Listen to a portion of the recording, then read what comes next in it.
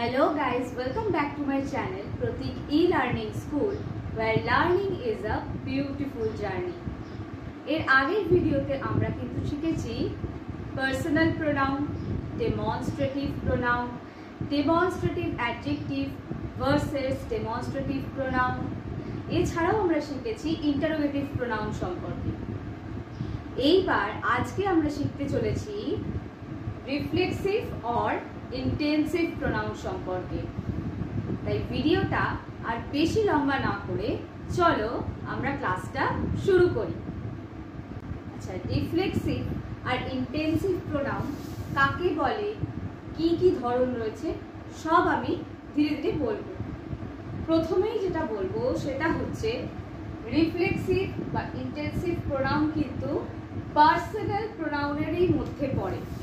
এটা পার্সোনাল প্রোনাউনেরই আরেকটা টাইপ। কেন সেটা একটু পরে বলছি। এরপরে দেখো লেখা রয়েছে ends with self or selves।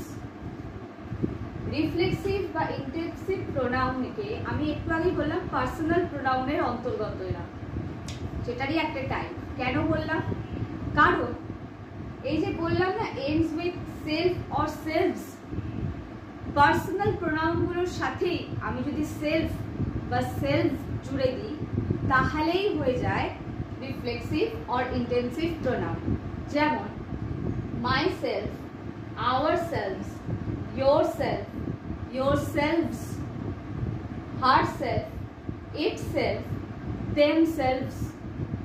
এবার বলি কেন সেলফটা আমি কিছু কিছু জায়গায় সেলফস লিখেছি।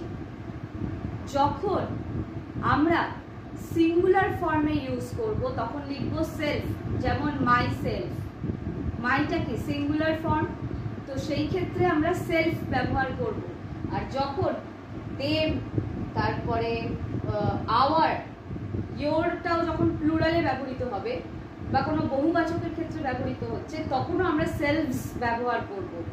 কারণ সেলফস কথাটা প্লুরাল কোনো কিছু রয়েছে তার সঙ্গে ব্যবহৃত হচ্ছে। যেমন দেমটা কি প্লুরাল, তো তার সঙ্গে যখন আমি ব্যবহার করব তখন আমরা সেলফ লিখবো না, লিখবো সেলফস। বোঝা গেল? এরপরে দেখো লেখা রয়েছে intensive pronoun emphasizes a noun or a pronoun। Intensive pronoun কি করে বলো তো? ধরো একটা বাক্যে যে সাবজেক্ট আছে সেই সাবজেক্টটাকে আরেকটু জোর দিয়ে বলে, আরেকটু জোর দেওয়ার, আরেকটু জোরালো করে। এই হলো ইন্টেন্সিভ প্রোনাউনের কাজ। এবার রিফ্লেক্সিভ প্রোনাউন কোনটা? রিফ্লেক্সিভ প্রোনাউন সবসময় সেন্টেন্সে যে সাবজেক্টটা থাকে তাকেই রিফ্লেক্ট করে বা রেফার করে। ইন্টেন্সিভ আর রিফ্লেক্সিভ প্রোনাউনের মধ্যে খুব বিশেষ একটা কিন্তু ডিফারেন্স নেই। Reflexive pronoun refers back to the subject of a sentence. Sentence এর সাবজেক্টটা সেইটাকেই ডেসক্রাইব করে, সেইটাকেই রিফ্লেক্ট করে। এখানে আমি দেখো যে যে রিফ্লেক্সিভ আর ইন্টেন্সিভ প্রোনাউনগুলো হয় বা ইউজ করা হয় সেগুলো আমি এখানে লিখেও রেখেছি, একটু আগেই আমি তোমাদের বললাম। তাহলে কি বললাম আরেকবার বলে দিই। রিফ্লেক্সিভ বা ইন্টেন্সিভ প্রোনাউন পার্সোনাল প্রোনাউনেরই আরেকটা ধরন। পার্সোনাল প্রোনাউনের লাস্টে শুধু সেলফ বা সেলফস যখন অ্যাড হয়ে যাচ্ছে তখনই সেটা রিফ্লেক্সিভ বা ইন্টেন্সিভ প্রোনাউন হিসাবে গণ্য হচ্ছে। Intensive pronoun emphasizes a noun or a pronoun। কি হচ্ছে না ইন্টেন্সিভ প্রোনাউন সাবজেক্টটা, একটা সেন্টেন্সের সাবজেক্টকে আরো জোর দিয়ে দেখায়, জোরালো করে, তার যে স্থানটাকে সেটাকে জোর দেয় আরো। Reflexive pronoun refer back to the subject of a sentence. Reflexive pronoun কি করে না সেন্টেন্সে যে সাবজেক্টটা রয়েছে সেই সাবজেক্টটাকে রিফ্লেক্ট করে বা সেই সাবজেক্টটাকেই রেফার করে। বোঝা গেল? এখানে কি কি ইন্টেন্সিভ বা রিফ্লেক্সিভ প্রোনাউন হিসাবে ব্যবহৃত হয়? Myself, ourselves, yourself, yourselves, herself, itself, themselves. বোঝা গেল? এইগুলো ব্যবহৃত। Himselfs, himself. বোঝা গেল? এইগুলো কিন্তু ব্যবহৃত হয় রিফ্লেক্সিভ বা ইন্টেন্সিভ প্রোনাউন হিসাবে। এবার আমরা এক্সাম্পল দিয়েও দেখবো এগুলো কিভাবে ব্যবহৃত হচ্ছে। শুধু তাই নয়, কোন কোনগুলো রিফ্লেক্সিভ বা ইন্টেন্সিভ প্রোনাউন হিসাবে ব্যবহৃত হয় না, বা সেগুলো কোনো ওয়ার্ড নয়, সেগুলোকে মানে সাপোজ আমরা অনেক সময় ভুলবশত বলে থাকি দেম সেলফ নয় দেয়ার সেলফস, এটা কিন্তু হয় না। দেম সেলফস হয়, দেয়ার সেলফস ওয়ার্ডটা কিন্তু হয় না। ঠিক সেরকমই কোনগুলো হয় না রিফ্লেক্সিভ আর ইন্টেন্সিভ প্রোনাউন, আমি কিন্তু সেইটাও একটু বলে দেবো। তাহলে চলো এবার আমরা এক্সাম্পলগুলো দেখে নিই। চলো এবার আমরা এক্সাম্পলের সাহায্যে দেখে নিই ইন্টেন্সিভ আর রিফ্লেক্সিভ প্রোনাউন সম্পর্কে।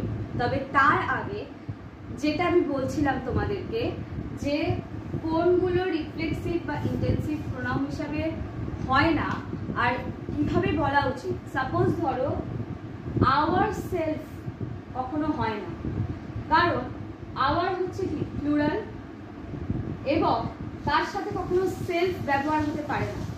সেলফ হয় যখন সিঙ্গুলারে কোনো আমি প্রোনাউন ইউজ করছি, তার এন্ডে ওটা সেলফ হতে পারে।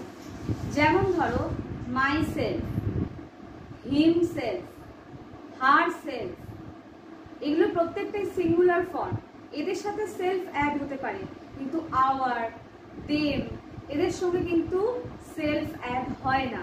এদের সঙ্গে হয় আওয়ার সেলফস, সেলফস হয়ে যাচ্ছে, সেলফটা তখন সেলফস হয়ে যায় প্লুরালে গিয়ে, বোঝা গেল? দেয়ার সেলফস হয় না, কি হয় দেম সেলফস। দেয়ার সেলফস বলে কোনো কথা হয় না, কিন্তু রিফ্লেক্সিভ বা ইন্টেন্সিভ প্রোনাউনে হয় দেম সেলফস।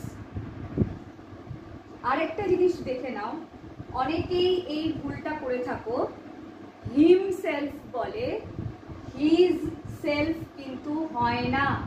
আবারও বলছি, হিজ সেলফ কিন্তু হয় না, হয় হিম সেলফ। এইটুকু বোঝা গেল? আবারও বলে দিচ্ছি, মাই সেলফ, আই সেলফ বলে কোনো কথা হয় না, myself, himself, herself, your সেলফও হয়, ইয়োর সেলফসও হয়, ডিপেন্ডিং অন দ্য সেন্টেন্স। বোঝা গেল? আর হচ্ছে আওয়ার সেলফ, আওয়ার সেলফস, আর হচ্ছে দেম সেলফস, দেয়ার সেলফস কিন্তু হয় না। এবার চলো আমি দেখিয়ে দিই তোমাদেরকে একটু এক্সাম্পলগুলো পরপর। I my self cooked the biryani.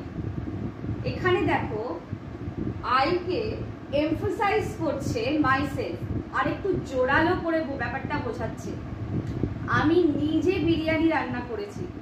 এখানে যেন কোথাও আইকে এমফাসাইজ করছে মাই সেলফ ওয়ার্ডটা, মাই সেলফ যে প্রোনাউনটা সেটা আরো এমফাসাইজ করছে, আরো জোর দিয়ে বোঝাচ্ছে। এটা তাই জন্য হয়ে যাচ্ছে, প্রথমটা কি হচ্ছে ইন্টেন্সিভ প্রোনাউন। এর পরেরটা দেখো I baked the cake myself. এখানে I baked the cake myself, এখানে যে মাই সেলফটা রয়েছে এ কিন্তু রিফ্লেক্ট করছে এই আইকে, অর্থাৎ আমাকে, আমি যে করেছি সে আমিকে রিফ্লেক্ট করছে এই মাই সেলফ। তাই এইটা হয়ে যাচ্ছে রিফ্লেক্সিভ প্রোনাউন, কেন মাই সেলফ এখানে আইকে রিফ্লেক্ট করছে। এরপরে দেখো Dutta family themselves invited us for the wedding। এখানেও দেখো এটাও কিন্তু একটা ইন্টেন্সিভ প্রোনাউনের এক্সাম্পল। এখানেও দত্ত ফ্যামিলিকে এমফাসাইজ করছে themselves, কারণ বেশ একটা জোর দিয়ে বলা হচ্ছে দত্ত ফ্যামিলি themselves, একটা কোথাও জোর দিয়ে বোঝাচ্ছে জিনিসটা, তাই এটাও ইন্টেন্সিভ প্রোনাউনের আন্ডারেই পড়ছে। এরপরে লাস্ট যে এক্সাম্পলটা রয়েছে দেখো the puppy saw itself in the mirror. এইটা কিন্তু পড়ছে রিফ্লেক্সিভ প্রোনাউনের আন্ডারে। তোমরা বলবে কেন এটা রিফ্লেক্সিভ প্রোনাউনের আন্ডারে পড়ছে? কারণ এই ইটসেলফটা এই পাপ্পিকে রিফ্লেক্ট করছে, একে ডেসক্রাইব করছে। বোঝা গেল? তাহলে এই চারটে এক্সাম্পল দিয়ে আমি মোটামুটি তোমাদের ইন্টেন্সিভ আর রিফ্লেক্সিভ প্রোনাউনটা বুঝিয়ে দিলাম।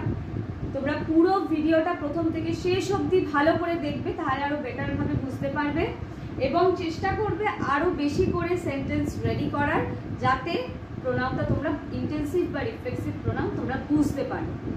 আজকের মতন এই পর্যন্তই, দেখা হচ্ছে আবার পরবর্তী ভিডিওতে।